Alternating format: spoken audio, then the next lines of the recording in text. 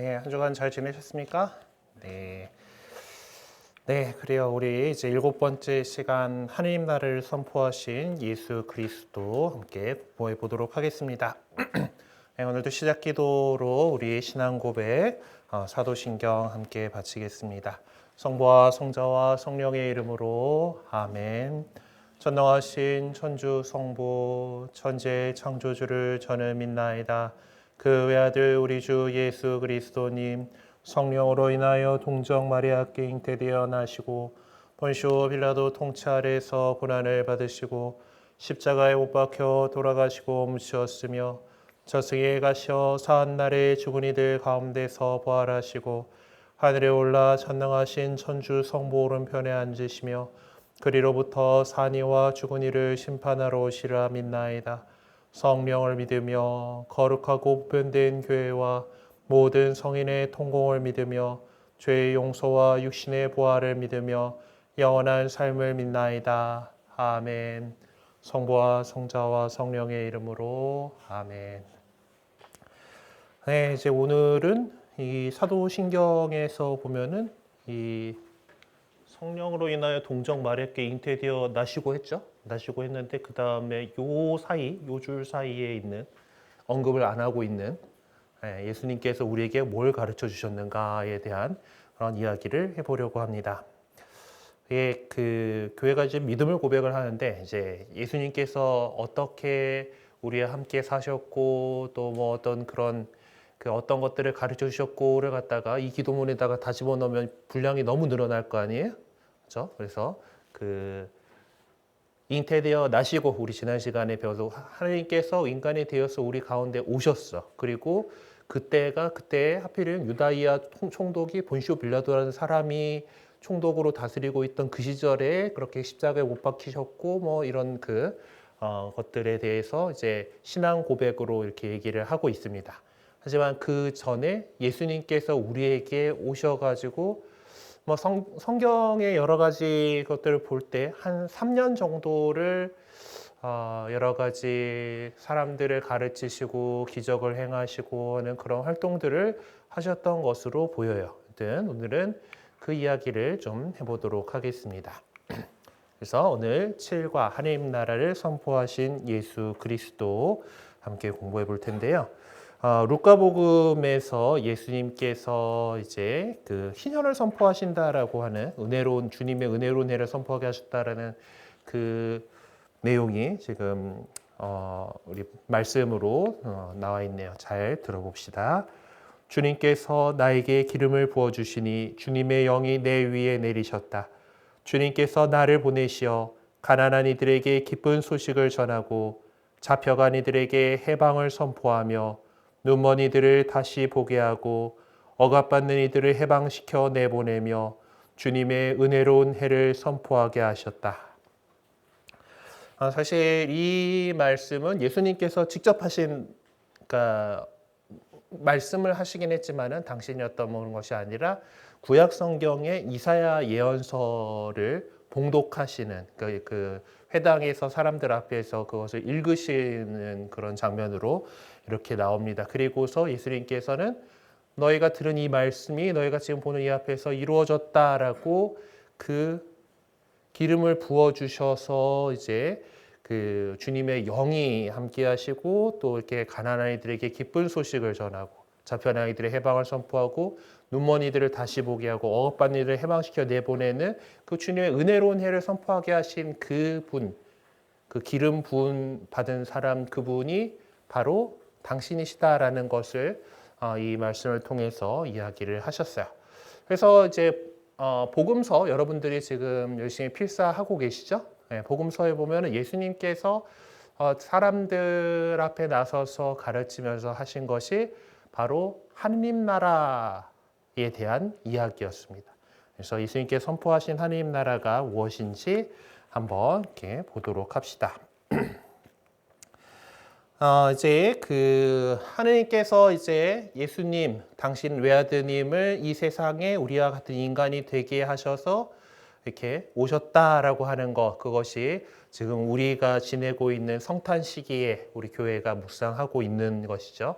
하느님께서 이 세상에 그분께서 오셨는데 죄 말고는 우리와 똑같은 인간이 되시기 위해서 정말 여느 인간들과 마찬가지로 어머니의 태중에서 9개월을 지내시고 그리고 연약한 아기로 태어나셨는데 그것도 되게 제대로 된 집에서 태어나신 것도 아니고 묵을 방이 없어가지고 외양간에서 태어나셔서 구유 그 요람 대신에 구유에 이렇게 누워주셨던 그 아기의 모습으로 오셨고 당연히 여느 인간과 마찬가지로 가정 생활을 하셨고 노동을 하셨던 그 예수님께서는 이제 세례자 요한에게 이렇게 나가십니다. 요르단강에서 요한에게 세례를 받으시면서 당신의 공생활을 시작하세요.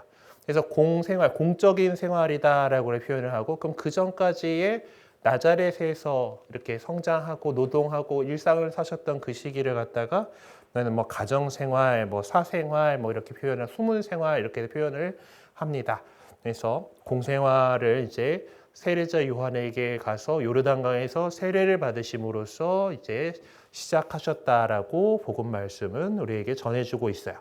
그리고 예수님께서는 때가 차서 하나님의 나라가 가까이 왔다. 회개하고 복음을 믿어라라고 사람들에게 이제 하나님 나라를 선포하십니다. 자, 여기서 말하는 하나님의 나라가 무엇일까요? 지금 우리 제가 사용한 PPT의 배경화면이 하필이면 하늘이긴 한데 보통 하나님의 나라라고 하면 하늘나라 해가지고 저 하늘 위에 있는 뭔가 그런 곳일 거다라고 생각을 하게 되죠. 하지만 어떤 그런 장소적인 개념, 지금 이 지상을 뛰어넘은 저 하늘 위, 근데 사실 우리는 과학기술이 발전된 세상에 살고 있기 때문에 저 파란 하늘을 뚫고 올라가면 우주 공간이 나온다라는 것을 우리는 잘 알고 있습니다. 그렇다면 저 위에 있는 어떤 장소적 개념으로서의 공간은 아니다라는 것을 우리는 눈치챌 수가 있겠죠. 그것은 바로 하느님께서 참된 임금으로서 당신의 사랑과 정의로 이 세상을 다스리신다라는 의미입니다. 나라, 국가라고 한다라면은 우리 사회 시간에 배운 국가의 3요소 있죠. 영토가 있어야 되고 국민이 있어야 되고 주권이 있어야 돼요. 그렇죠? 네. 영토는 온 세상이겠지 뭐. 그리고 백성, 그 국민은 우리 그리스도인들이 국민일 거잖아요. 그렇죠? 하나님 나라라면 그 교회가 국민일 거예요. 그럼 주권. 하느님의 그 뜻에 따라서 그 주권이 이루어지는 주권이 행사되는 그런 곳, 그것을 하나님 나라라고 이야기하는 것입니다. 그래서 당연히 보통 이제 하늘나라라고 생각되는 이제 그 천국이라고도 표현하고 하는 이제 그런 우리가 착하게 잘 살았으면 하나님께서 보상으로 주실 거다라고 어떻게 믿고 있는 그런 그곳에는 당연히 하느님을 따르는 사람들, 하느님의 그 말씀에 따라서 하느님의 그 뜻에 따라서 살아가는 그런 사람들만 모여 있으니까 당연히 그 천국은 하느님 나라겠죠. 그리고 근데 우리 그리스도인들은 이 세상도 우리가 살아가고 있는 이 세상, 발 딛고 살아가고 있는 이 세상 역시 하느님의 뜻이 이루어지는 그런 곳을 만들고 싶어 하는 사람들입니다. 예수님께서 그렇게 하느님 나라의 시작을 알려주셨고 그것이 아직 완성되지는 않았어요. 여전히 지금 살아가는 우리 세상에는 악도 있고 고통도 있고 너무나 많은 그런 어려움들이 있습니다. 사랑하라라고 예수님께서 가르쳐 주셨는데 그러지 못하고 살아가고 있는 것이 현실이죠. 아무래도 현실은 시궁창인 그런 상황입니다.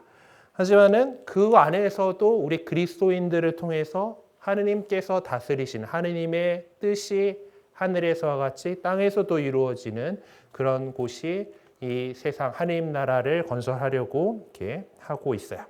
그리고 하느님께서는 이 당신 나라의 백성을 지켜주시고 보호하시면서 그들을 올바른 길로 이끌어서 참된 행복을 누리게 해주십니다.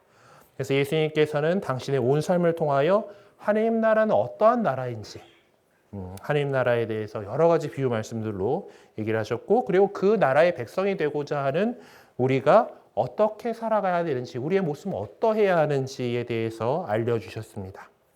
그리고 예수님을 만난 수많은 사람들은 그분을 통해서 하느님의 사랑과 자비를 체험하였고 또 그분과 함께 하느님 나라가 시작되었다는 복된 말씀이라는 데 그 기쁜 소식이라고도 얘기를 하죠. 그 기쁜 소식을 깨닫게 된 겁니다. 그리하여 자신의 옛 삶을 버리고 예수님을 주님으로 믿고 받아들이며 그분의 가르침에 따라서 살아가고자 노력했습니다. 이처럼 예수님의 기쁜 소식을 받아들이고 하느님의 다스리심에 자기 자신을 내어 맡기는 누구나 하느님 나라의 백성이 되었습니다. 그래서 하느님 나라는 어디 먼 곳에 있는 것이 아니라 우리 가까이에 있다라고 얘기하는 거예요. 예수님께서 전하신 말씀과 가르침을 받아들이는 사람은 하느님 나라의 기쁜 소식을 체험할 수가 있고, 그리고 그것이 우리가 살아가고 있는 이 세상이 바로 그런 나라가 될 수 있도록 열심히 각자의 자리에서 노력하게 돼요. 이 부분에 대해서는 우리가 이런 지금 앞에 사도신경의 내용들을 다 배우고 나서 거룩하고 보편된 교회화에 대해서 공부할 때 좀 더 자세하게 다뤄보도록 하겠습니다. 자, 그럼 예수님의 말씀 안에 드러난 하느님의 나라입니다. 예수님께서는 이제 혼자서 돌아다니지 않으셨어요. 당신께서 뽑아 세우신 12명의 제자들과 함께 갈릴레아를 중심으로 여러 마을을 두루 다니셨습니다. 갈릴레아 호수가에 찍은 사진인데 상당히 큰 호수예요. 건너편이 보이기는 하는데 제법 넓은 호수입니다.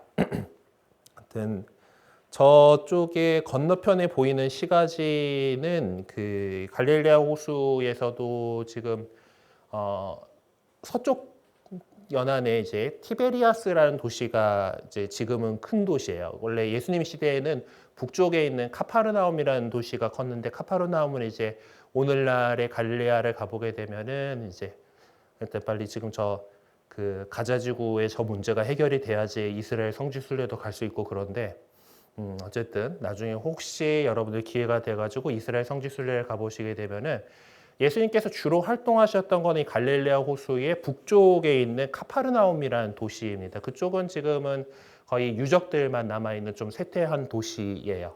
그러니까 옛날에 어떤 그런 흔적들이 남아있고, 어떤 지금도 사람이 큰 도시로서 있지는 않습니다. 관광지로서 이제 그 정도 역할을 하고 있고, 지금 실제적으로 갈릴레아 인근에 이제 이스라엘의 큰 도시는 티베리아스라고 하는 이제 서쪽에 있는 도시예요. 성지 순례 가가지고 찍어온 건데, 저런 큰 호숫가에 이렇게 그 주변에서 예수님께서 활동을 하셨습니다. 그러면서 이제 사람들에게 그 하느님 나라의 기쁜 소식을 전해 주셨죠. 그리고 이들에게 전해 주셨던 참 행복에 대한 가르침은 하느님 나라가 무엇인지를 우리에게 알려줍니다. 당시 종교적 상황에서는 하느님 나라는 모세가 전해준 그 율법 규정들을 한 점 한 획까지 철저하게 지키는 이들의 몫이었다라고 생각해 오고 있었어요. 예수님 시대에, 그러니까 우리 그리스도교의 어떤 전신이라고 할 수 있는 것이 유다교잖아요. 유다인들이 믿고 있던 그 종교, 그러니까 하느님에 대해서 그 유다인들이 먼저 이렇게 받아들였었고, 그 하느님 믿는 그 사람들이 믿고 있던 거는 어떤 모세가 그들에게 전해준 10계명, 그것을 거기에 바탕으로 한 그 계명들, 율법 계명들을 갖다가 철저하게 지켜야지 구원받고 하느님 나라에 갈 수 있다라고 그렇게 생각을 했었습니다. 하지만 이제 그렇기 때문에 그런 율법 규정들을 제대로 지키지 못했던 사람들이 있죠.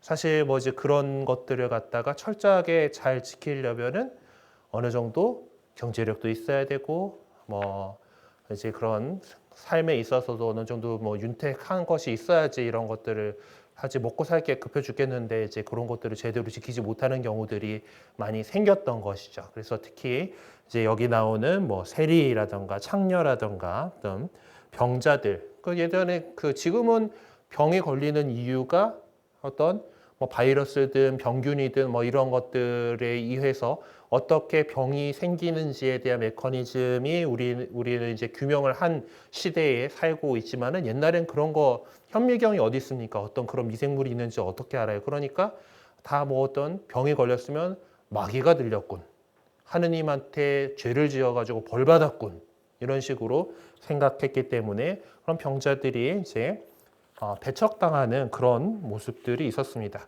그리고 매일매일을 간신히 살아내느라 어떤 율법의 세부적인 규정들을 모두 지킬 수 없는 가난한 이들도 율법도 제대로 지키지 못하는 자라고 하는 그것으로 이제 그 죄인으로 간주되었고 하나님 나라에 들어갈 수 없다라고 여겨졌던 것이죠. 그렇기 때문에 그들은 가난하게도 가난하지, 그렇게 뭐 종교에서 말하는 하나님의 어떤 그 뜻에 따라 제대로 살아가지도 못하지, 하나님 나라 뭐 이런 것들 모르겠지, 그런 속에서 그 슬픔과 고통 속에서 하루하루를 살아가고 있었던 것입니다. 하지만 예수님께서는 참 행복 선언을 통해서 하나님만을 신뢰하고 그분께 의탁하는 사람은 누구나 하나님께서 주시는 참된 행복을 그리고 참된 평화를 누릴 수 있다라고 가르쳐 주셨어요. 그래서 어떤 이 세상의 가치에 현혹돼서 거기에 집착하는 사람들은 자기가 가진 것에 의존해 가지고 하느님의 도우심을 별로 필요로 느끼지 못하고 살아가는 사람들이지만은 세상의 것에 마음을 두지 않고 하느님의 자비와 사랑을 믿고 그분께 의지하면은 하느님의 가르침에 따라가는 그렇게 살아가는 그런 사람들은 하느님의 주시는 참된 행복을 누릴 수 있다라고 가르쳐 주셨습니다. 그래서 이 그림 보면 칼 브로흐라고 하는 사람이 그린 이제 산상수훈이라고 하는 제목의 이제 그림인데 마테오 복음서에 보면은 이제 산상 설교 뭐 산 위에서 가르치시면 산상 설교라고 도는 그래서 한 5장에서 7장까지를 할애해서 예수님께서 산 위에 오르시고 사람들이 이렇게 모여들고 제자들이 예수님 곁에 앉아서 예수님의 여러 가르침을 듣는 장면이 나옵니다. 그 장면을 시작하면서 예수님께서 하셨던 것이 행복하여라 선언이었어요.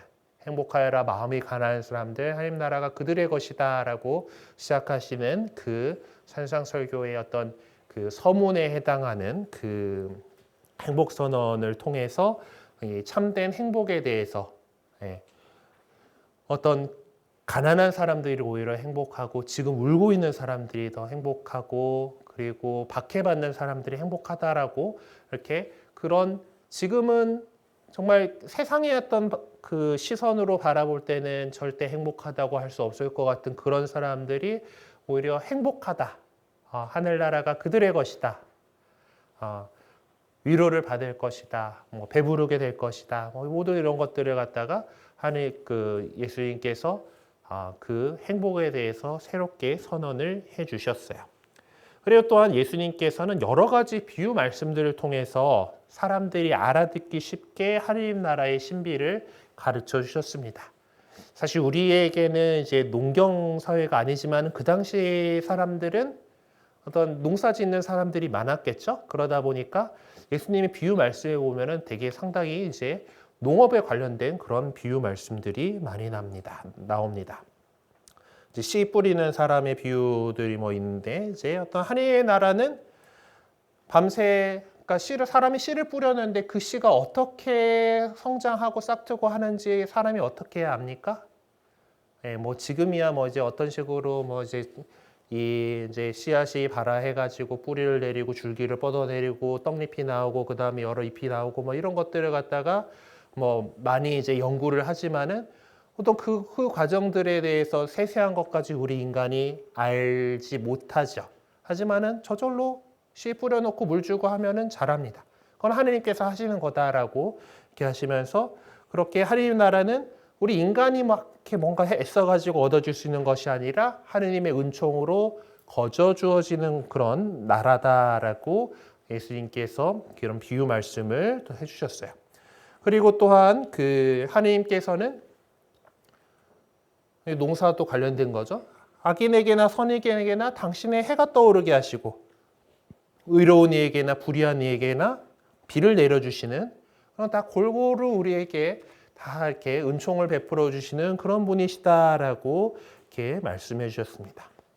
이렇게 좀 농업과 관련된 그런 비유 말씀들이 좀 나오고요. 그리고 또한 이제 빵을 구하는 친구의 비유가 있는데 이제 우리가 하느님께 뭔가 청할 때 끊임없이 기도하고 간청하라라고 하는 의미에서 이제 뭐 이런 얘기가 있어요. 그러니까 밤에 그 누군가에게 또 먼 동네에서 친구가 찾아왔어요. 근데 나한테 지금 그 옛날엔 뭐 지금이야 우리가 언제 가 하고 핸드폰 갖고 전화를 하면 되는 시대지만 그때는 그런 거 없잖아요. 그냥 왔어. 그럼 왔으면 일단은 대접을 해야 되는데 내가 빵이 없네? 그 야밤에 어디 뭐 구할 데도 없고 뭐 그래서 근처 이웃에 사는 친구한테 가가지고 문을 두드립니다. 뭐 어떻게 해요? 한밤중인데 아니 이 시간이 뭐 나 이미 다 이제 다 일 끝내놓고 이제 잠자리에 들었는데 왜 이렇게 두들기냐고 하고 이제 친구가 화를 냈겠죠. 이제 그래도 끊임없이 그 문을 두들기고 청하면은 친구의 우정 때문이라기보다 귀찮아서라도 빵을 내줄 거다. 이제 이런 식으로 이제 그런 비유 말씀이긴 한데 어쨌든 그렇게 하느님께서는 그런 사람들보다 훨씬 더 사랑이 크신 분인데 우리가 당신께 청하는 것을 들어주지 않으실 리가 없다라고 이렇게 끊임없이 청하고 기도하라라고 이렇게 가르치신 비유가 이제 빵을 구하는 친구의 비유입니다. 또한 이제 하느님께 기도할 때는 자신을 낮추고 겸손해야 된다라는 그런 의미에서 어떤 겸손한 세리의 비유로 이렇게 말씀을 하셨어요.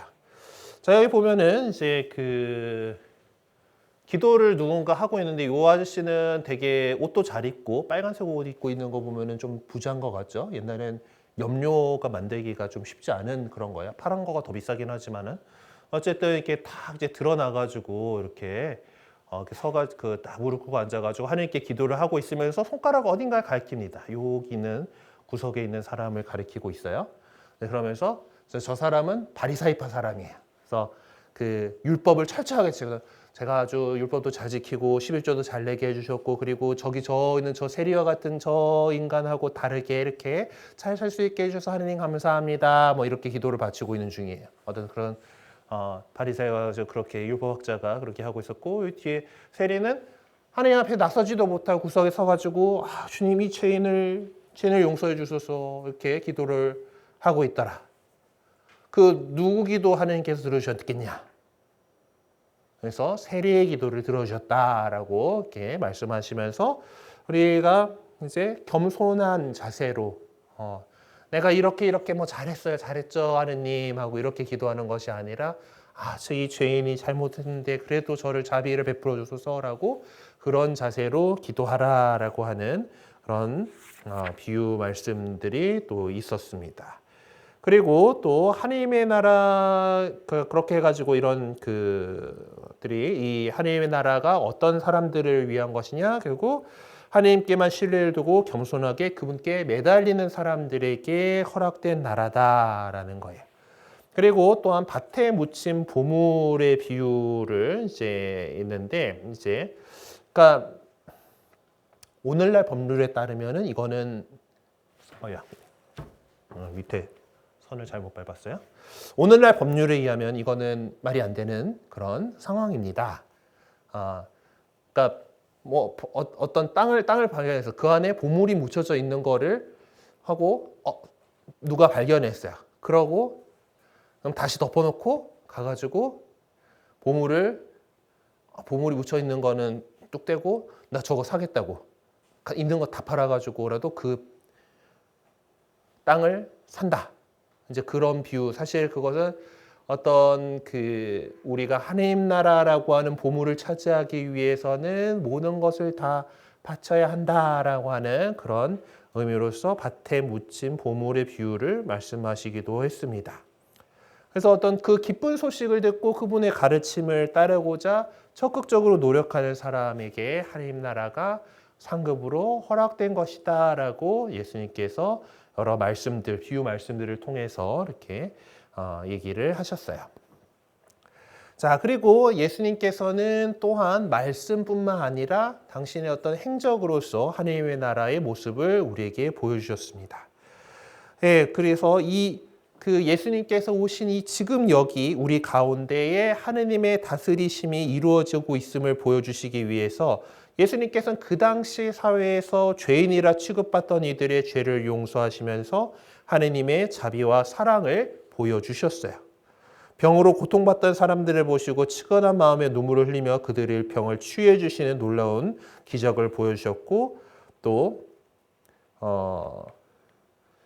다른 걸 더 했던 것 같은데 어쨌든 요거는 세리였던 마테오를 부르는 그 장면인데 세리들 역시 그 당시 사람들한테 죄인 취급받고 있던 사람들이었어요.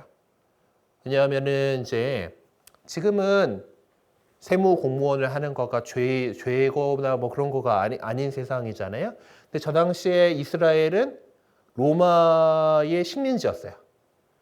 세리들은 로마 제국의 세금을 바치기 위해서 존재하는 사람들이었죠. 그렇기 때문에 이제 저 지배자들 편에 붙어가지고 동족의 피를 빨아먹는 매국노로서 취급이 되었었고, 그리고 그 당시에 이제 세무 행정이 지금처럼 깔끔하지가 못했습니다. 어떤 식으로 이제 세금 그게 처리가 됐나 하면은 로마가 어떤 지역을 할당을 줘요. 그 지역에 너네가 얼마만큼의 세금을 바쳐야 돼라고 그걸 갖다가 세금을 이렇게 이제 이 세리들 이제 세금을 걷어가지고 그걸 바치게 할 책임을 누군가한테 줘요. 이제 그걸 갖다가 약간의 뭐 입찰도 받아가지고 팔고 막 이런 식이에요. 그래서 그 권리를 산 사람이 이제 자기가 알아서 그 로마가 요구하는 것만큼 갖다 바쳐야 돼. 자기도 뭔가 일한 거에 대한 수입이 있어야 되잖아. 그러니까 거기 있는 백성들한테 좀 더 걷는 거예요. 그래가지고 자기 먹고 살 거 이렇게 하고, 그리고 이제 로마가 할당한 거를 이렇게 하고 보내주고 이런 건데, 이게 또 사람의 욕심이 또 한도 끝도 없지 않겠습니까? 그러면은 이제 더 많이 걷어가지고 내 거 많이 챙기고 로마한테 달라고 한 것만큼 이렇게 하는 그런 세리들이 많았기 때문에 이제 거기에 대해서 사람들이 아주 이민족 취급하고 이거 같은 동족으로 여기질 않았어요. 이제 그런 상황들 속 그런 그 사람들이 있었고, 또한 이제 이제 어떤 병의 치유도 뭐 그렇고 그 죄인들로 많이 이제 그런 것들이 어떤 이제 창녀들 같이 이제 그 간음을 저지른 사람들. 물론 지금 요 그림은 이제 파울로 베로니스 하여튼 뭐 어쨌든 그 사람이 그린 마리아 막달레나의 회심이라고 하는 뭐 이제 그런 제목을 달고 있는 건데, 마리아 막달레나라고 하는 분은 우리 다음 시간에 예수님의 순환과 부활에서 되게 중요한 역할을 하는 그런 예수님의 여제자예요. 예수님께서 부활하신 첫 목격 증인이 마리아 막달레나거든요. 성경에 기록된 바에 따르면은. 그래서 근데 그 여자는 7 마귀가 나간 사람으로 이렇게 얘기가 되고 있는데, 그 복음 말씀 중에 보면은 이제 가늠하다 잡힌 여인과 이제 예수님의 발을 눈물로 닦아드리고 했는데 거기 저 사람이 어떤 사람인지 알 텐데 하고 이제 저자가 하나님의 아들이라면 저렇게 가까이 하고 있는 저 여자가 어떤 사람인지 알 텐데 하고 옆에 있던 사람들이 생각하는 거를 다 이렇게 드시고는 거기에 나온 죄 많은 여인과 이제 그것들이 어느 순간 좀 섞였어요.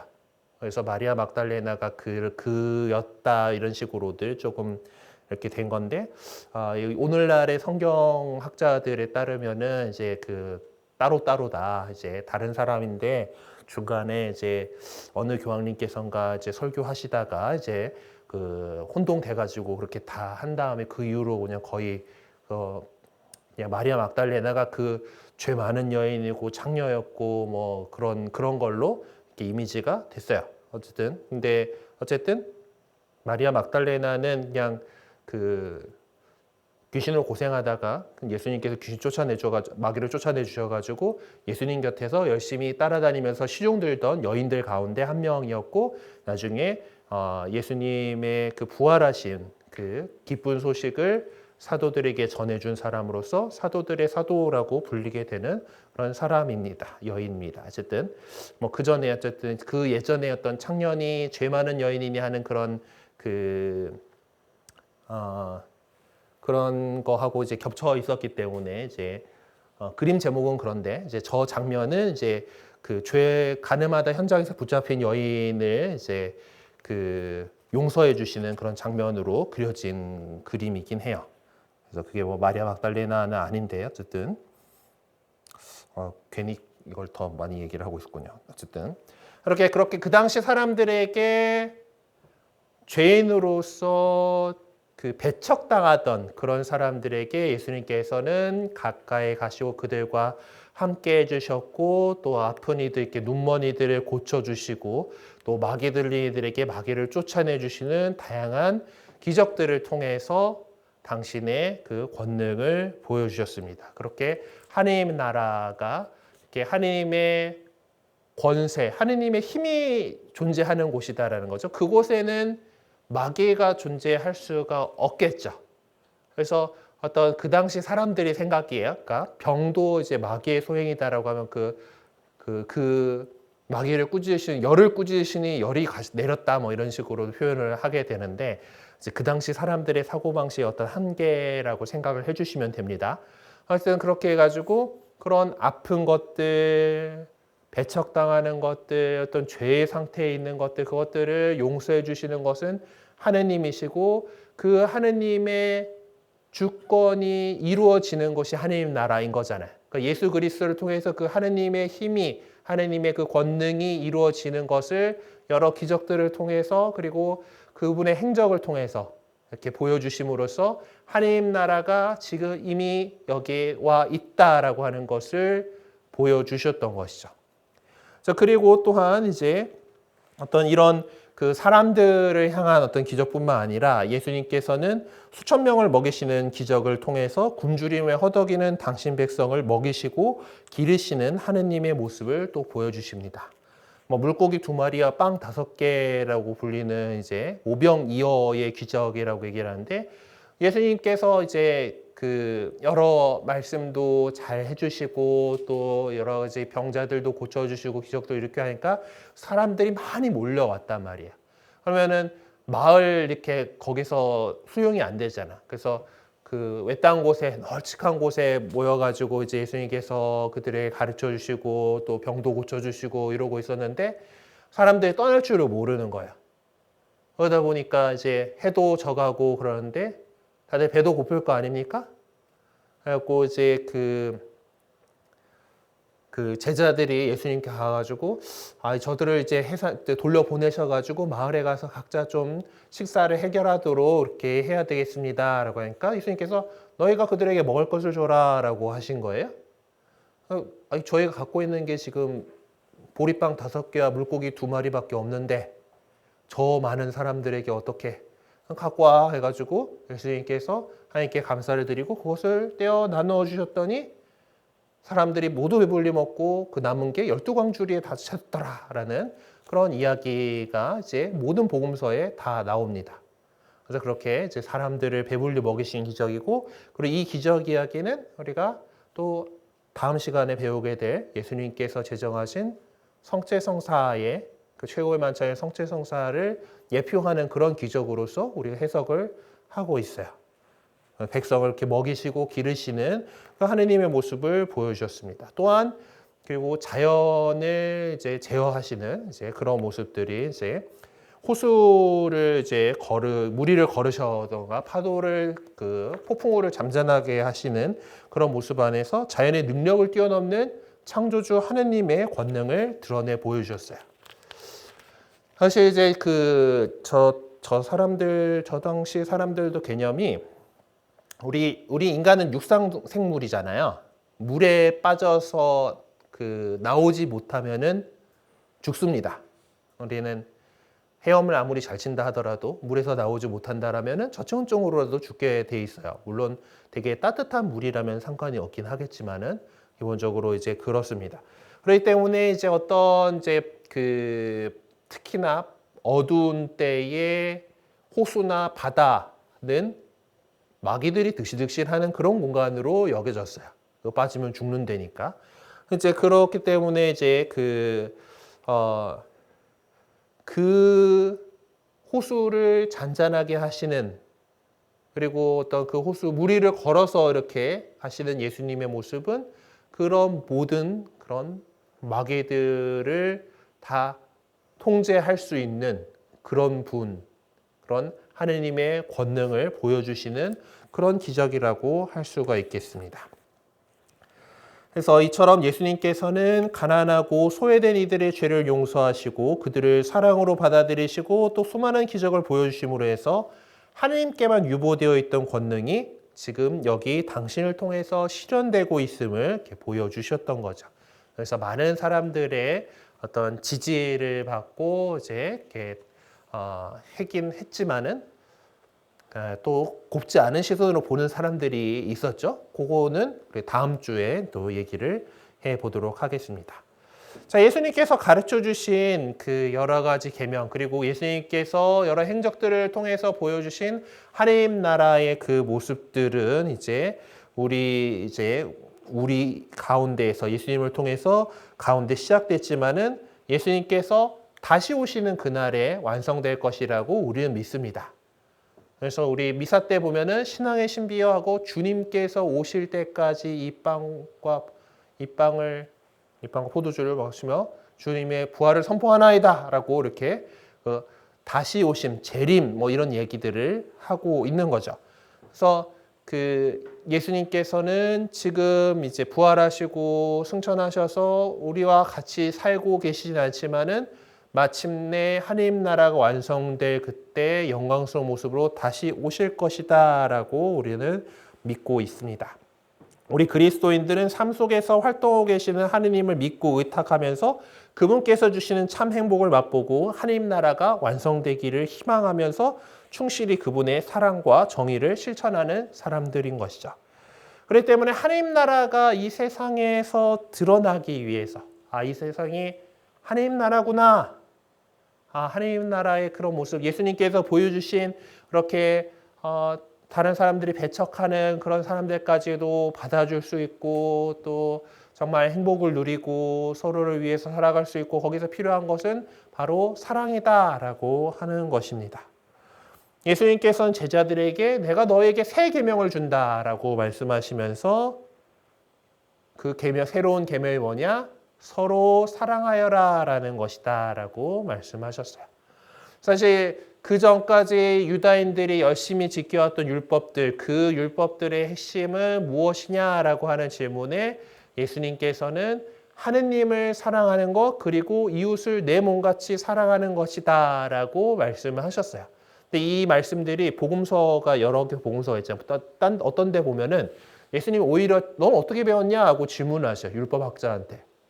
그가 그 하느님을 사랑하고 이웃을 사랑하라라고 배웠다라고 하는 걸로 보아서 그동안에 이미 그 유다교 안에서도 계명들, 여러 가지 계명들의 가장 첫째가는 계명으로 꼽는 것은 하느님을 사랑하고 이웃을 사랑하다. 결국 사랑의 계명이다라고 하는 것이었어요.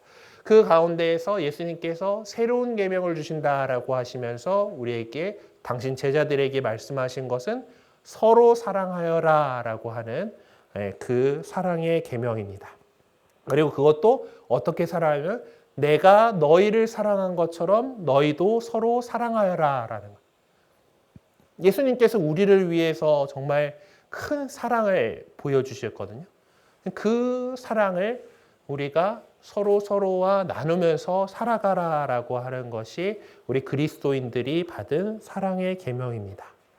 그래서 내가 너희를 사랑한 것처럼 너희도 서로 사랑하여라 라고 한 것은 그냥 내가 사랑하고 싶은 그 방식대로 사랑하라 하는 게 아니에요. 예수님께서 우리에게 가르쳐 주신 대로 그렇게 서로 사랑하라라는 거예요. 우리에게 보여주신 그 모습으로 사랑을 실천할 때 우리는 진정으로 하나님 나라의 백성이 될 것이고 이 세상에 하나님 나라를 건설할 수 있게 될 것입니다.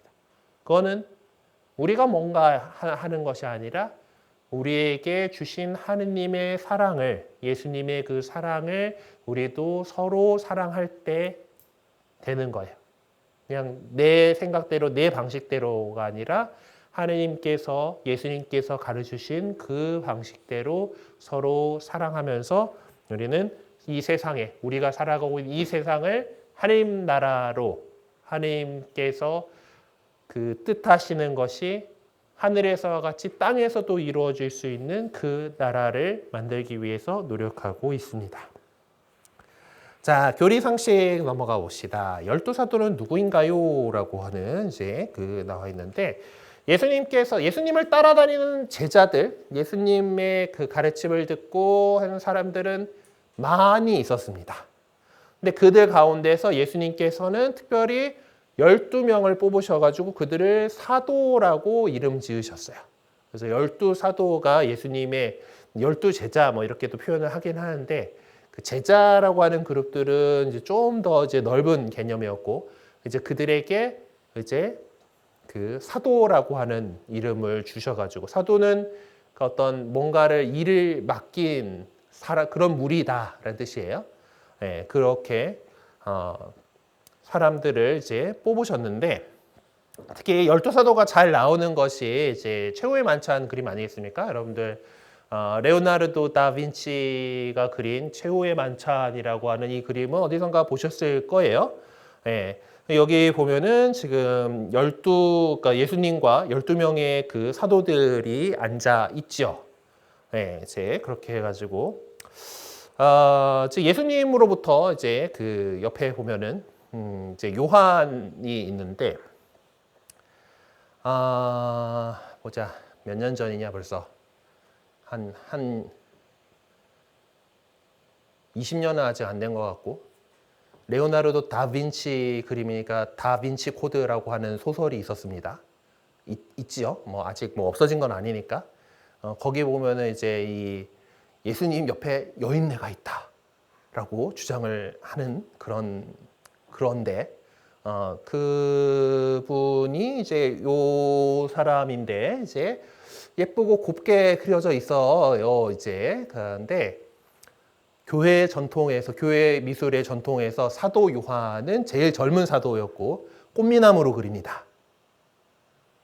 예수님께서 사랑하셨던 제자인 요한인데 사도 요한인데 이제 이거 보고 이제 여자 아니냐 막 이러면서 이제 그 마리아 막달레나다 이제 그렇게 이제 주장을 하는 그런 거 있어요.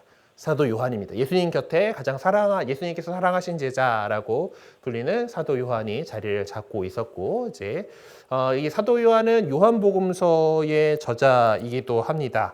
그리고 요한복음에 따르면은 이제 예수님의 첫 제자들 이야기가 조금 이제 공관복음의 내용과 요한복음이 전하는 내용이 좀 다른데, 요한복음에 따르면은 이 사람은 먼저 예수님께 가장 먼저 가요. 안드레아하고 요한이 이렇게 가가지고 예수님하고 하룻밤 묵어본 다음에 자기 형 이제 시몬한테 가가지고 이제 우리는 메시아를 보았어 하고 이렇게 해가지고 그 나자렛 사람 예수라고 하시는 분이요 하고 이렇게 초대를 합니다. 그래서 베드로를 오히려 초대하기도 하는 이제 그렇고 또한 이제 이 사도들 가운데에서 유일하게 그 천수를 다 누리다 가셔요. 순교를 안 했어. 그래서 결국 이제 그 파트모스 섬으로 아마 유배를 이제 가서 거기서 이제 돌아가신 것으로 이렇게 되어 있는데 어쨌든 거기서 묵시록 이제 성경 제일 뒤에 있는 그 요한 묵시록을 쓴 것으로 알려져 있습니다. 아무튼 이제 그 유배 생활도 했고 돌아왔다가 또 유배 생활을 하고 뭐 이리저리 뭐 그렇게 된 것 같아요. 어쨌든 그래서 복음 사도가 요한은 이제 요한 복음과 요한 서간, 요한 1서, 2서, 3서가 있고 요한 묵시록이 있는데 그래서 예수님의 가장 그 첫 번째 제자로 불리움 받은 사람 중에 한 명입니다. 자, 그리고 그 옆에 이 사람 이제 좀 나이 많고 그 사람이 베드로인데 갈릴리아 출신 그 동네의 어부예요.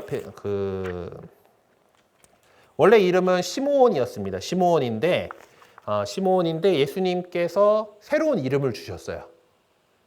너는 베드로이다라고 하면서 이제 내가 이 반석 위에 나의 교회를 세울 터인즉 저승의 세력도 그것을 이기지 못할 것이다라고 이렇게 교회의 기초가 될 그런 분으로서 베드로라는 이름을 주셨는데 베드로라는 말 자체가 돌이란 뜻입니다.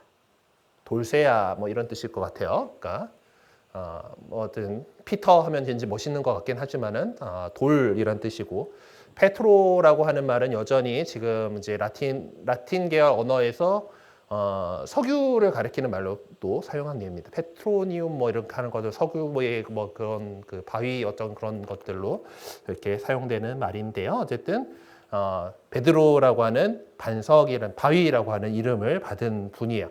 그리고 이 12사도들 가운데에서 가장 그 으뜸 사도로서 이제 사도단의 대표이기 때문에 베드로 사도의 후계자인 교황이 사도들의 후계자인 주교님들의 대표 역할을 하고 있는 것입니다. 그리고 베드로 역시 이제 많이 부족함이 많은 분이에요. 일단은 어부 출신이잖아.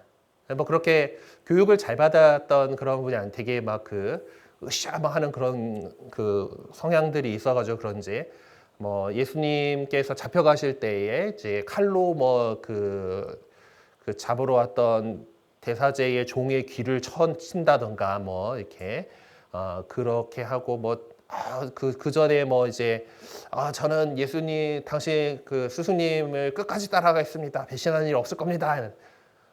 베드로야, 네가 이제 내가 새벽닭이 올 때까지 나를 3번이나 모른다고 할 거야라고 이렇게 예수님께서 예언하시고 그대로 3번이나 예수님을 부인하는 이제 그런 상황이 있었죠. 하지만 그 모든 잘못을 뉘우치고 베드로는 다시 예수님께로 돌아왔고 부활하신 예수님을 목격하고 또한 이제 계속해서 그 뒤에 내 양들을 잘 돌보라라고 하는 그 예수님의 말씀을 받들어서 훌륭한 목자로서 이제 활약을 하게 됩니다.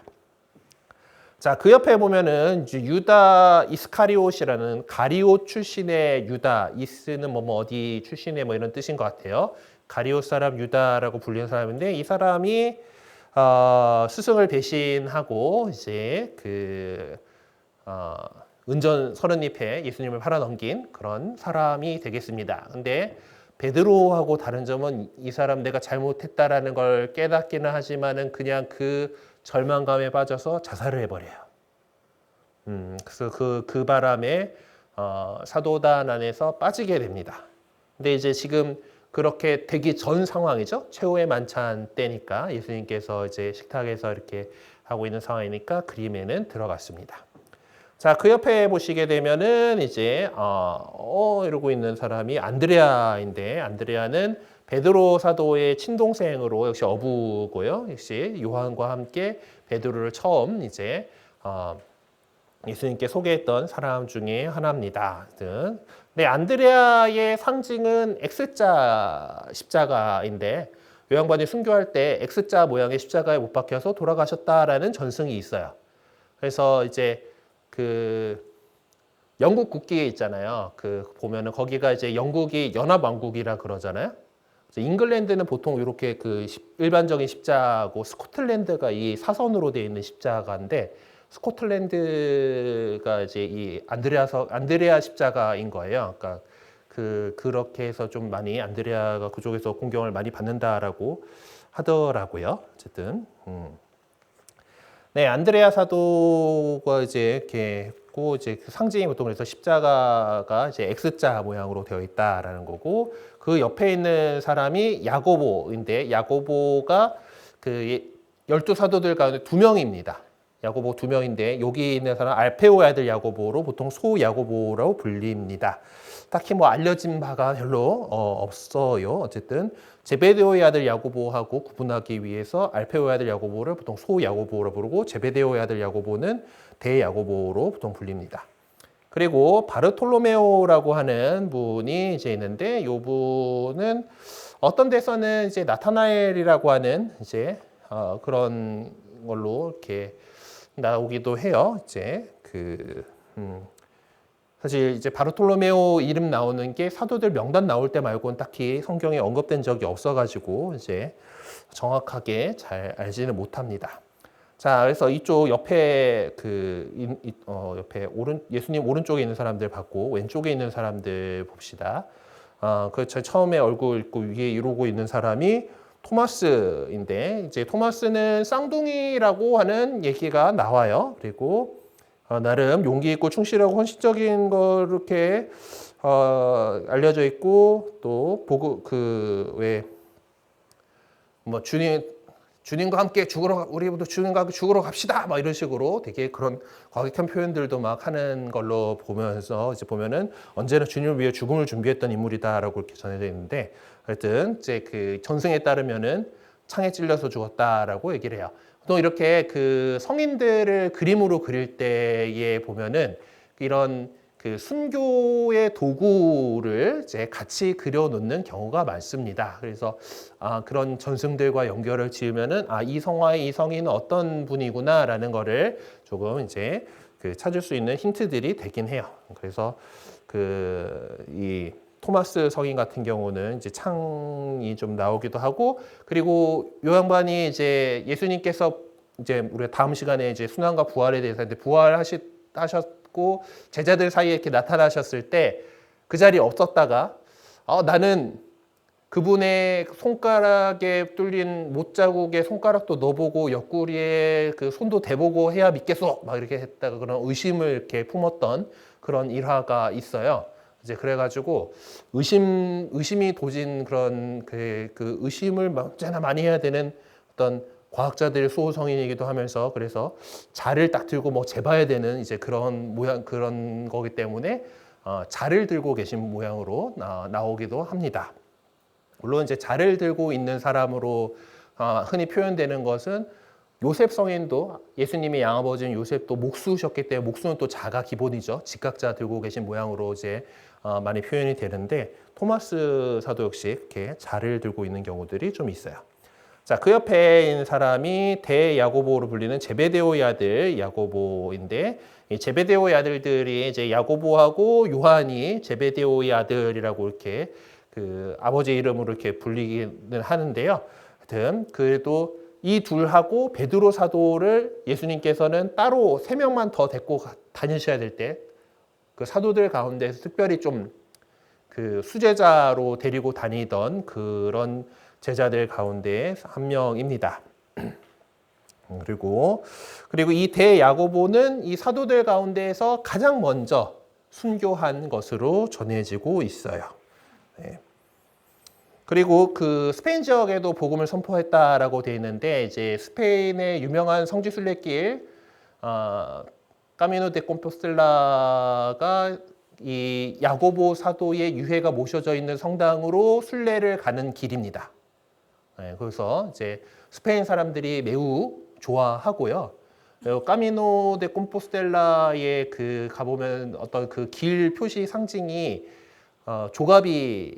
조개 껍데기인데 이제 야고보 성인이 뭔가 이거와 관련된 일화가 있었는데 제가 지금 갑자기 기억이 안 나요. 어쨌든 그 상징물이 그 조개 껍데기가 있습니다. 자, 그리고 그 다음 사람이 이제 필립보라고 하는 사람인데 역시 벳사이다 출신으로 나타나엘을 예수님께 인도한 이야기가 이렇게 나옵니다. 그리고 그 옆에 있는 사람이 이제 마테오인데 이제 이 사람은 세리 출신으로 카파나움 세리 출신이고 이제 마테오 복음서의 저자가 된 그런 사도로 알려져 있습니다. 그리고 그 다음에 있는 사람이 유다 타데오라고 하는 사람인데 마테오 마르코 복음에서는 타데오라고 나오고 루카나 사도행전은 루카 복음의 그 후속 문헌이기 때문에 어차피 같은 사람이 쓴 건데 거기서는 유다라고 나옵니다. 그래서 아마 이 둘은 동일 인물일 거다라고 이렇게 보고 있어요. 아무튼 그 타데오가 그러니까 유다의 어떤 별명으로 추정이 됩니다. 그래서 뭐 배를 타고 수많은 항구를 찾아다니면서 복음을 선포했다라고 전해지는 그런 전승이 있고요. 그리고 이제 시몬이 또 있어요. 그러니까 시몬 베드로하고 구분하기 위해서 이 사람은 열혈당원 출신이었기 때문에 열혈당원 시몬이라고 보통 부릅니다. 그래서 이제 그 열혈당원이라고 하는 이제 그 당시에 그 이스라엘 사람들의 여러 이제 집단들 가운데에서 좀 더 어떤 그 광적인 어떤 열혈당원을 이제 원래 말이 젤로트 당이라고 한 젤로트 저기서 스타크래프트를 하신 세대가 아니겠죠. 아무튼 거기 보면은 이제 광전사라고 불리는 이제 프로토스의 유닛이 질럿이라고 하는 유닛이 있는데 그 말이 그 말입니다. 어쨌든 열혈당이 질로트당이라고 불렸던 거고 이제 어쨌든 이제 예수님을 따르기 전에 이제 열혈당이라고 하는 이제 그 이스라엘 사람들 그 유다인들의 어떤 그런 정치적이고 또 그런 결사 단체였어요. 어쨌든 로마에 대해서 좀 항쟁하던 이제 무력으로 항쟁을 이제 주장을 하던 그런 사람들이었는데 거기 출신인 그 시몬이기 때문에 보통 열혈당원 시몬이라고 이렇게 불립니다. 그리고 요 분은 페르시아로 이제 선교를 하러 지금의 이란 지역까지 선교를 하러 나갔다가 그곳에서 톱에 썰려서 이제 돌아가시게 돼서 역시 상징물로 톱을 들고 있다. 12사도들 가운데 톱을 들고 있다 그러면은 시몬인가 보다 이렇게 보시면 됩니다. 그래서 우리 명동성당 제대화가 이 사도들 그림인데요. 그죠? 요 보신 적 있으시죠? 저 멀어가지고 자세히는 잘 안 보이실지 모르지만 저기가 이제 이 가운데가 여기가 이제 감시일이잖아요. 예수님 모시고 있는 자리 감시일이고 이 주변에 이제 벽을 갖다가 쭉 이렇게 해가지고 제자들이 둘러싸고 있는 그런 형상으로 이렇게 만들어졌어요. 그래서 이제 요게 이제 우리 한국 가톨릭 미술의 아주 그 선구자이신 장발 루도비코 선생님이 작업을 하신 건데 1926년 작품입니다. 그러다 보니까 근데 여기 보면 세 보면은 14명이에요. 예수님 제자는 12인데 왜 14시지? 라고 이렇게 보면은 아까 배신하고 목숨을 끊어버려가지고 사도단에서 한 명이 결혼이 생기잖아요. 원래 12이어야 되는데 한 명이 빠지죠. 그러고 나서 이제 사도들이 나중에 한 명을 더 채웁니다. 사도행전에 이제 나오는데 거기에 뽑힌 사람이 마티아라고 하는 사도가 있어요. 그분이 한 명 더 들어가 있고 그리고 이제 신약 성경 안에서 되게 중요한 역할들을 하면서 이방인의 사도라고 불렸던 분이 바오로 사도이시죠.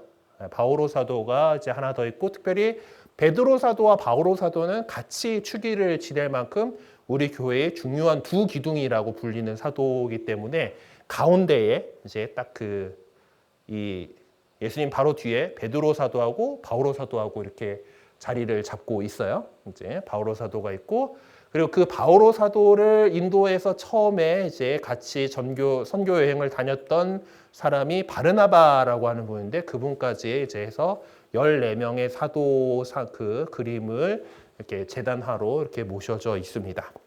그래서 마티아가 이제 그러니까 처음에는 이제 사도들도 12이라는 숫자에 좀 집착을 했던 것 같아요. 12 맞춰야지 하면서 이제 그때까지 이제 우리와 함께 이렇게 해왔던 초창기부터 예수님을 같이 따라다녔던 그 제자들 가운데에서 한 명을 이제 뽑는데 어떻게 뽑았나 하면은 제비뽑기로 뽑습니다. 그래서 이제 교회의 오랜 전통으로 이제 지도자를 뽑을 때는 제비뽑기를 하는구나라는 거를 이렇게 알 수가 있는데 이제 그만큼 어떤 역할이든지 하나님께서 하실 수 있는 힘을 주신다라는 것을 잘 드러내는 그런 장면이 아닐까 싶습니다. 그렇다고 해서 마티아 사도가 원래 아무것도 아닌 사람이 아니죠. 계속해서 제자들 그룹에서 예수님을 따라다니던 그렇게 3년 동안 열심히 추종하던 사람들 가운데 하나였지만은 12사도에는 뽑히지 못했던 그런 분이었지만 나중에 다시 결국 이렇게 사도단을 채우기 위해서 뽑힌 그런 분으로 이렇게 나옵니다. 그리고 이분은 이제 그렇게 멀리 다니진 않으시고 그리고 유다 지방에서 선교를 하다가 예루살렘에서 순교했다라고 이렇게 전승이 전해지고 있습니다.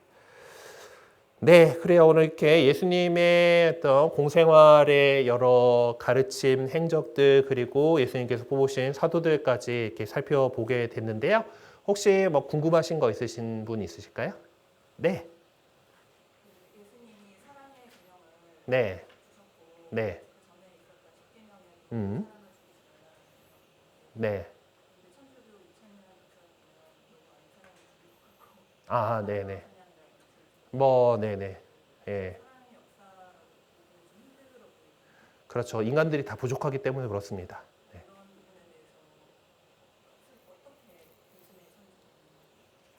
일단 교회의 옛 과오들이 분명히 있었죠. 그래서 지난 2000년에 제 3000년기를 맞이하면서 많이 이제 이런 부분들에 대해서 공식적으로 사과를 하고 이제 그런 잘못들에 대해서 용서를 청했지만 뭐 그게 뭐 했다고 해가지고 뭐가 그 사람들이 다시 돌아올 수 있는 건 아니잖아요.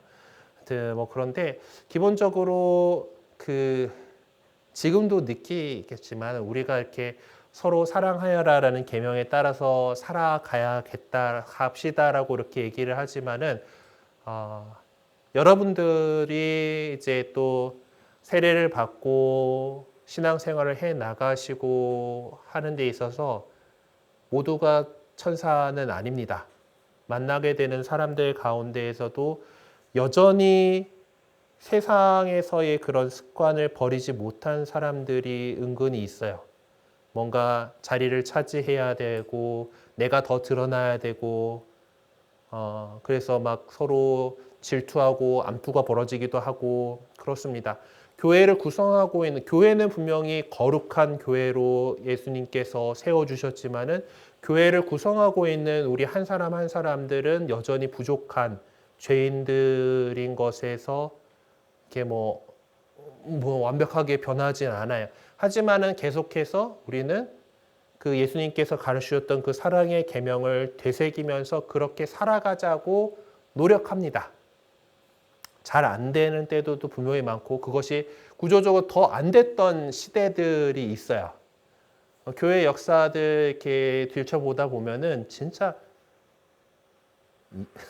이러고 살았다고 하는 그런 시대들 어떤 이제 뭐 교황의 직무든지 주교 직무들이 그냥 그 어떤 세속 영주와 다를 바 없이 막 추기경님이 갑옷 입고 전장 뛰어다니고 있고 막 그런 모습들 네 얼마든지 찾아볼 수 있습니다. 그러니까 분명히 이제 우리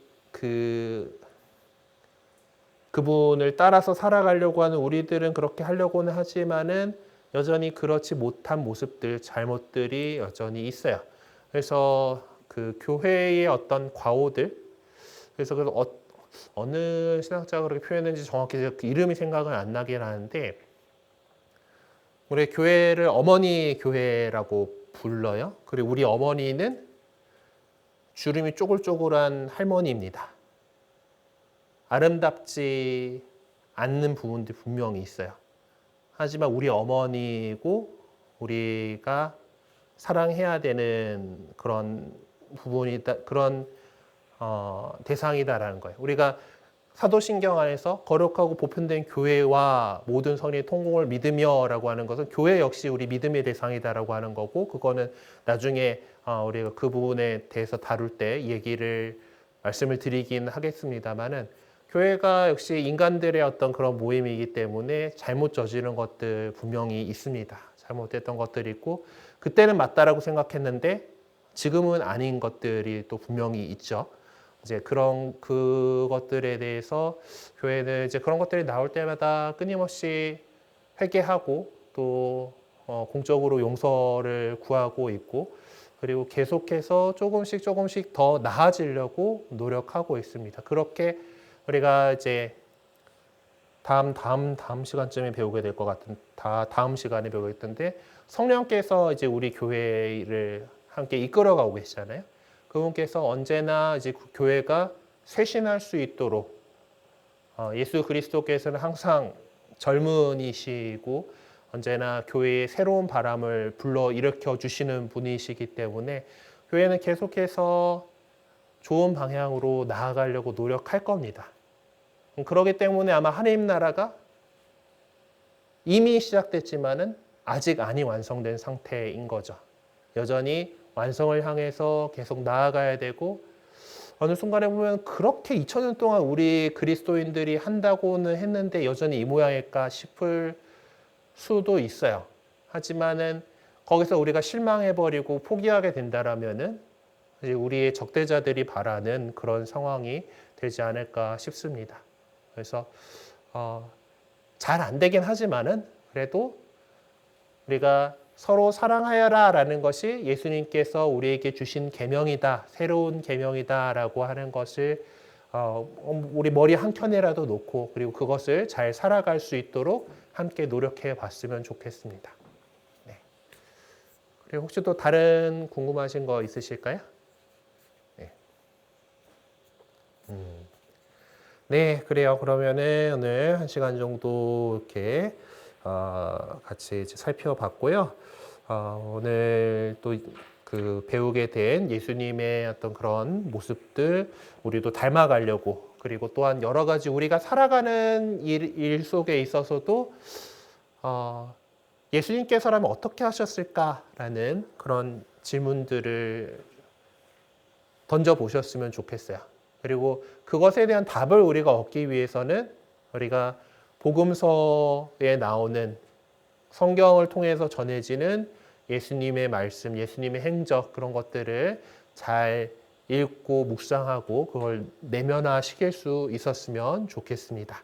뭐 하루아침에 첫 술에 배부를 수는 없는 거니까 우리 신앙생활 계속 해 나가는 가운데 삶에 있어서 예수님께서라면 어떻게 하셨을까라는 질문을 갖고 그리고 그분의 뜻을, 그분의 가르침을 잘 배우려고 계속해서 노력했으면 좋겠습니다.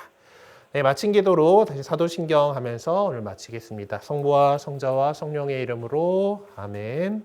전능하신 천주 성부 천지의 창조주를 저는 믿나이다. 그 외아들 우리 주 예수 그리스도님 성령으로 인하여 동정 마리아께 잉태되어 나시고 본시오 빌라도 통치 아래에서 고난을 받으시고 십자가에 못 박혀 돌아가시고 묻으셨으며 저승에 가시어 사한날에 죽은 이들 가운데서 부활하시고 하늘에 올라 전능하신 천주 성부 오른편에 앉으시며 그리로부터 산이와 죽은 이를 심판하러 오시리라 믿나이다. 성령을 믿으며 거룩하고 보편된 교회와 모든 성인의 통공을 믿으며 죄의 용서와 육신의 부활을 믿으며 영원한 삶을 믿나이다. 아멘. 성부와 성자와 성령의 이름으로 아멘. 네, 수고 많으셨습니다.